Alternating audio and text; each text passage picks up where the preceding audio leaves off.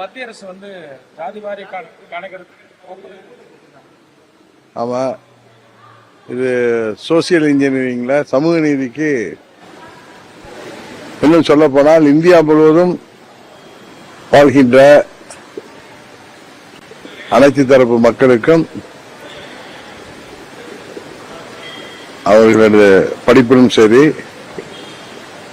அவர்கள் வேலை வாய்ப்புகளும் சரி, அனைத்து தரப்பிலும் அவர்களது முன்னேற்றத்திற்கு உதவியாக இருக்கக்கூடிய ஒரு மாபெரும் சிறப்புமிக்க அறிவிப்பை பிரதமர் மோடி அவர்கள் அறிவித்திருக்கிறார்கள். அவர்களுக்கு எங்களது தமிழ்நாட்டு மக்களின் சார்பாக எனது நன்றிகளை தெரிவித்துக் கொள்கின்றேன். இப்போ ஒன்றும் பார்லிமெண்ட் எலெக்ஷன் கிடையாது. பார்லிமெண்ட் எலெக்ஷன் இப்ப 29 தான். அவங்க அதை திட்டமிட்டு இப்ப அறிவிச்சிருக்காங்க.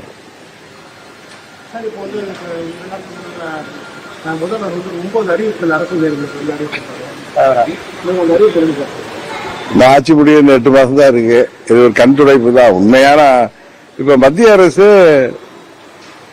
ஜாதிவாரி கணக்கெடுப்பு நடத்துவோம் இந்தியா முழுவதற்கும் என்று அறிவித்திருக்கிறது. இது ஒன்றும் அடுத்த ஆண்டு தேர்தல் இல்லை அவர்களுக்கு. ஆனால் இது தேர்தல் 26 ஏப்ரல் மேல வைத்துக் கொண்டு முதலமைச்சர் 4 ஆண்டுகளாக அரசு ஊழியர்கள், ஆசிரியர்கள், போக்குவரத்து தொழிலாளர்கள் என அனைத்து தரப்பு அரசு ஊழியர்களும் அவர்களுக்கு தேர்தல் அறிக்கையிலேயே சொல்லியிருந்ததை நிறைவேற்றுவேன் என்று சொல்லிவிட்டு இப்பொழுது சில அறிவிப்புகளை அறிவித்திருப்பது அவர்களை ஏமாற்றுவதற்காகத்தான் என்று எல்லோருக்குமே தெரியும்.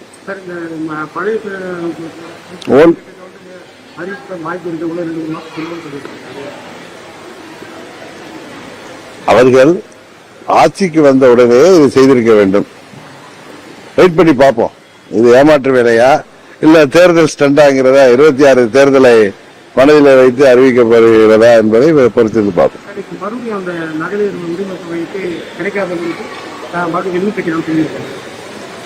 இந்த அதுக்கு குடும்ப தலைவிகளுக்கு நிறைய தகுதியெல்லாம் நிர்ணயிச்சாங்க. இப்ப தேர்தல் நெருங்க அரசாங்கம் இது போன்ற பல பூச்சாண்டிகளை காமிட்டு கொண்டுதான் இருப்பாங்க. அமைச்சர்கள் மாற்றம் பின்னடைவா பாக்குறீங்களா? இந்த தமிழ்நாடு அரசே ஒரு பின்னடைவு தான். தமிழ்நாட்டு மக்களுக்கு விடிவு தருவோம்னு சொல்லிட்டு மக்கள் இந்த ஆட்சி போனாதான் தங்களுக்கு விடிவு வரும் என்று அவளோட எதிர்பார்த்து கொண்டிருக்கிறார்கள் 26 தேர்தலை.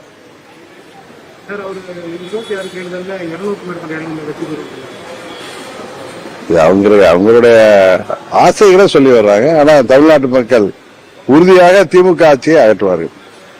234 வெற்றி அடைந்தாலே ஆச்சரியப்படுறீங்க. சிரிப்பு தான் வருது, வேற ஒன்றும் சொல்வதற்கு இல்லை.